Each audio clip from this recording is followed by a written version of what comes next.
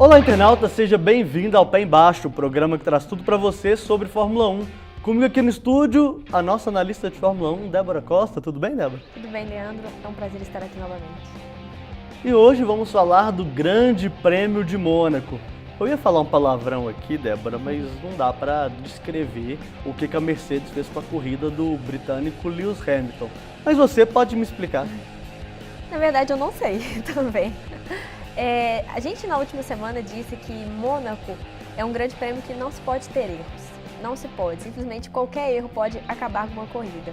E simplesmente o que a Mercedes fez sintetizou muito bem o que é o grande prêmio de Mônaco. Não se pode ter erros. A Mercedes destruiu a prova do Lewis Hamilton no momento que ela mandou ele para os boxes, pensando que ele teria uma vantagem sobre o rival e companheiro de equipe Nico Rosberg, que essa vantagem não existia. Ele foi para os boxes e retornou na terceira posição. Isso, Leandro, sabendo das condições de Mônaco, considerando que faltavam em torno de 12, 10 voltas, simplesmente acabou com as chances de vitória do Lewis Hamilton, que liderava com tranquilidade, não dava chances para o rival e tinha feito uma prova no sábado, para o qualificatório, muito bem. Então, o erro tem que ser considerado, tanto que a Mercedes hoje faria uma reunião para avaliar o que aconteceu, porque acho que nem ela sabe o que eles fizeram. Foi uma bobagem e com certeza deve ter escutado muito do Hamilton, sabendo que ele é um cara esquentadinho, deve ter brigado muito ali no final da prova. A gente até brinca que a Fórmula 1 tá cheia de mimimi, muito disse e disse, muita discussãozinha infundada, mas nesse caso não tem condição. O Lewis Hamilton liderava a prova com folga. Segundo a Mercedes, houve uma conversa do Hamilton com a equipe, com seus engenheiros, com relação ao sistema de freios e com relação aos pneus. Mas a gente já está careca de saber que os pneus em Mônaco não interferem praticamente nada na prova. A gente falou isso aqui na última semana e não faz sentido ir para os boxes para fazer a troca de pneus. Tanto que a média é um pit stop exatamente. Só por piloto. A gente vai falar do Massa daqui a pouco, mas é isso, você para uma vez, a corrida acaba. Exatamente. Você vai até o final. O Nico Rosberg vinha numa prova ok, vinha numa prova normal. É claro que a vitória, só pra gente deixar claro, a prova foi vencida pelo alemão Rosberg. Nico Rosberg. E o Vettel ficou na segunda posição.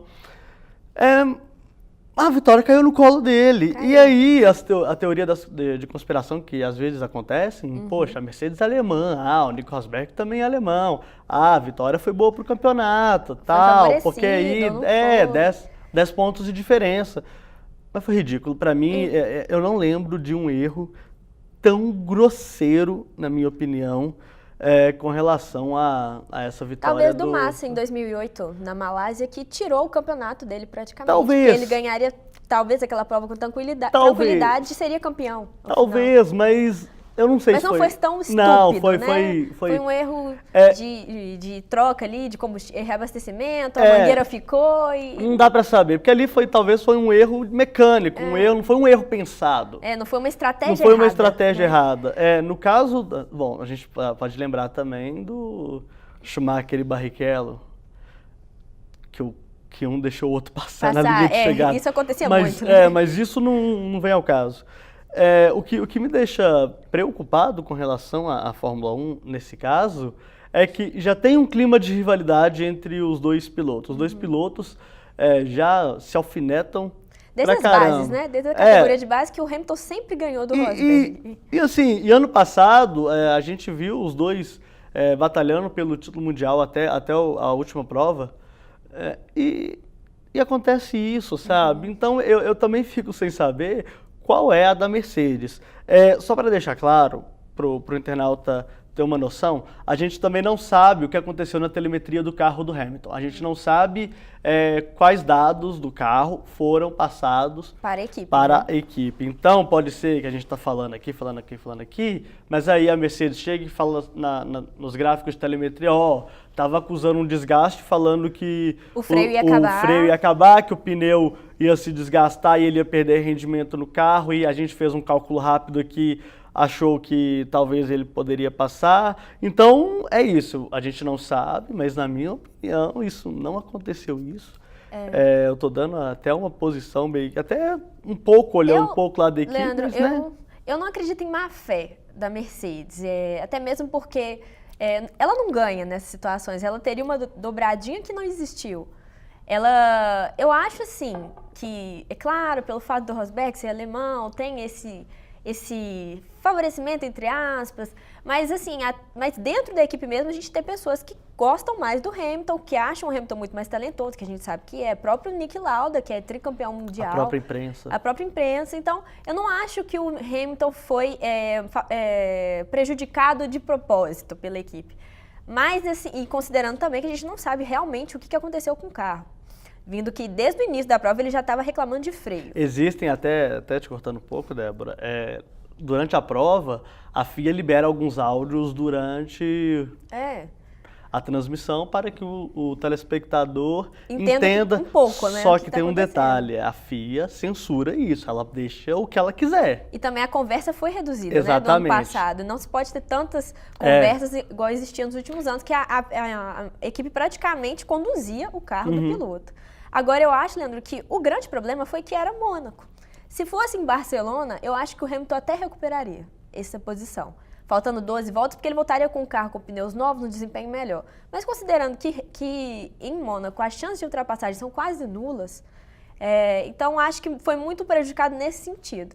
Mas vale aí de lição para a Mercedes, que outra coisa, apesar do Rosberg não ter causado tantos problemas para o Hamilton, acabou vencendo a prova aí, nesse erro, o Vettel encostou muito no Rosberg durante toda a prova. O carro do Rosberg estava perdendo rendimento. Exatamente, então é uma atenção a mais para a Mercedes. Isso ficou claro, mas a gente já sabe que corridas são assim, a Fórmula 1 é assim. Ainda temos muitas provas pela frente. E o próximo grande prêmio acontece no Canadá, que é um circuito, não vou falar que é de alta, porque é de alta. Mas é clássico.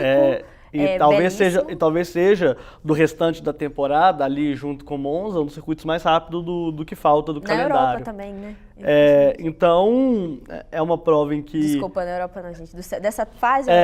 E no Canadá, lembrando que é verão no hemisfério norte, o Canadá vai estar um pouco mais quente, então pode ter um problema... Assim, não é de alta temperatura. Não é de alta temperatura. Tanto que é super macio e macio de novo, os pneus.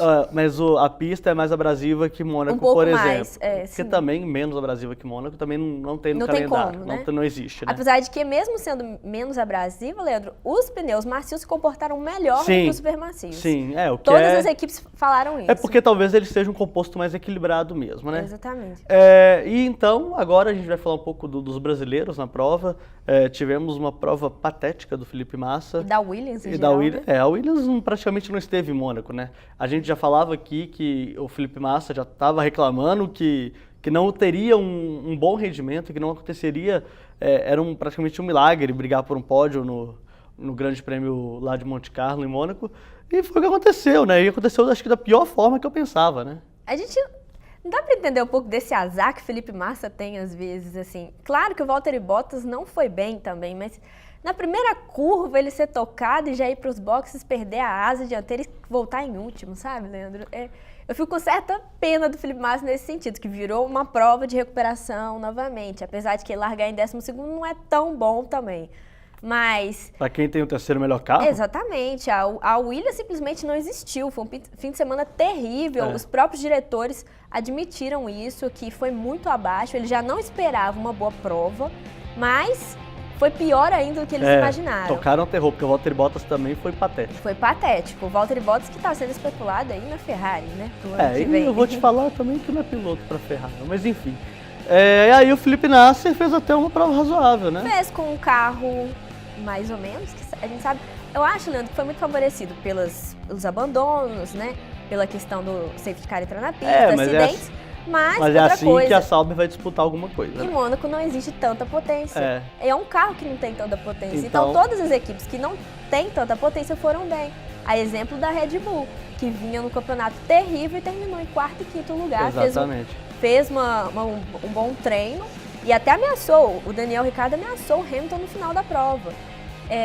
isso mostra que a Red Bull ainda não melhorou muito, mas deu um avanço, mas que o tipo de circuito, as questões da prova favoreceram também para chegar nessas porque posições. Quando você tem um carro que é um pouco mais equilibrado, que é um carro, não vou falar que é um super carro, um carro ok, em Mônaco a gente vê que isso acontece com até alguma frequência, né, Débora? Isso. E legal que a McLaren pontuou pela primeira vez, né, esse ano. Jenson Button conseguiu ficar ali na zona de pontuação. O engraçado é que não foi o Alonso, né? O Alonso queridinho, vinha até bem, mas o deu o pane no carro. O queridinho da imprensa espanhola e europeia, todo mundo gosta do Alonso, né? Gosta muito. Babação. Enfim, então é isso, internauta. Gostaria de agradecer a participação da Débora. Obrigado, Débora, por estar aqui comigo de novo. Eu que agradeço e até a próxima. Então é isso, internauta. Lembrando que o próximo circuito acontece lá em Montreal, no circuito Gilles Villeneuve, lá no Canadá. Um grande abraço e até a próxima.